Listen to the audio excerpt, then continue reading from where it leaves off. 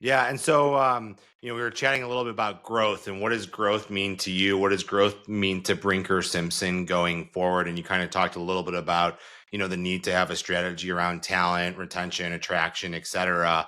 What does growth look like for Brinker Simpson? I know you guys have grown since you became managing partner. You continued to grow, going forward. One part of your growth journey has been joining an alliance and, how to, made that decision as well. But just starting at the top, what does growth look like for Brinker Simpson right now?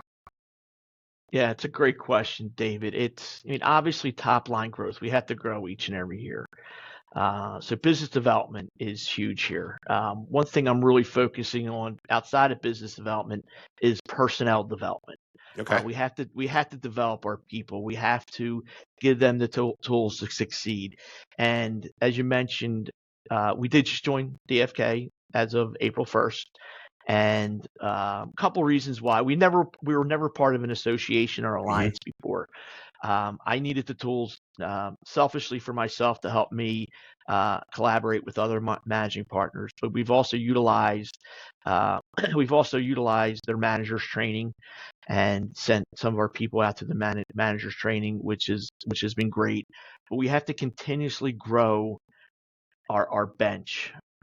We need to make sure that those that are continually, because we're having a lot of partner retirement in the next couple of years, Okay. that they are set up to be successful, number one, and they have a chance to learn about leadership, to learn about how to have difficult conversations. We just had one of our recently promoted partners join you and Gary out at your new program. Big training boot camp. There it is, Basic Train Boot Camp. I'm a graduate of Managing Partner Boot Camp, which was invaluable, not only from a knowledge end, but from a relationship end.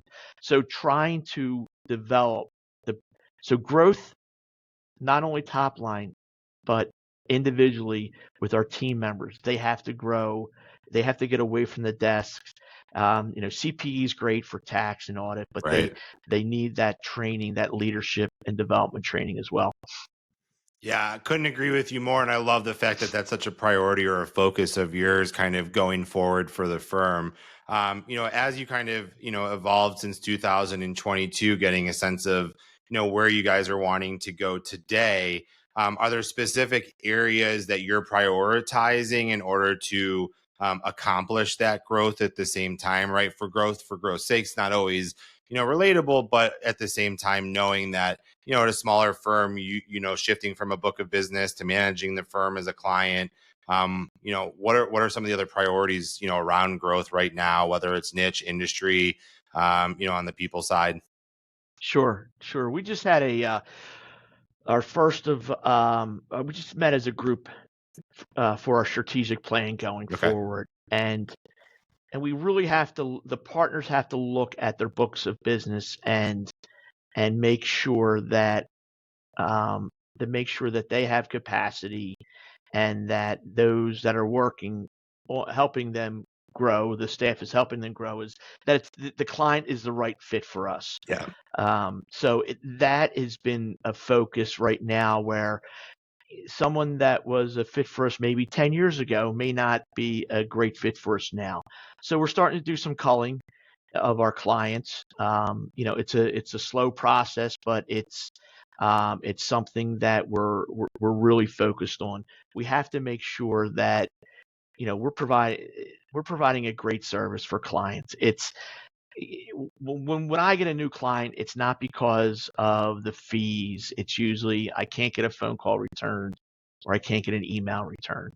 So returning emails and phone calls, drilling that into staff and making sure the client's needs are met is just so important. So growing from the growing from the angle of making sure that the staff has that type of mentality, because the the type of we're doing a lot of work now, David, in say September and October for clients that had to extend, and they're getting some really big K1s, which wasn't really the case, I would say, about 5 years ago. Okay. So the higher net worth clients were really starting to get involved with over the last couple of years. So we're actually seeing two tax seasons the traditional April 15th, and then the October 15th deadline, because a lot of these higher end clients are investing in private equity or they're investing in hedge funds.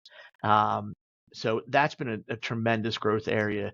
I'm a CVA as well, so valuation end.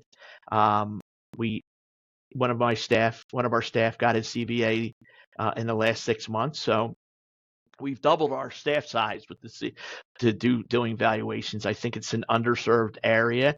It's either you're a specialty shop to just doing the CVA, the valuation work. Not a lot of accounting firms do it, so we've seen some growth area in that as well. We really capitalized on when the ERC and the PPP came out. We did a lot of webinars. We really capitalized on that. We did a lot of work for our clients in that area. So we're always keeping an eye out as far as which type of niches should we get involved with, what's changing in the marketplace, and making sure we're on top of that for our clients as well.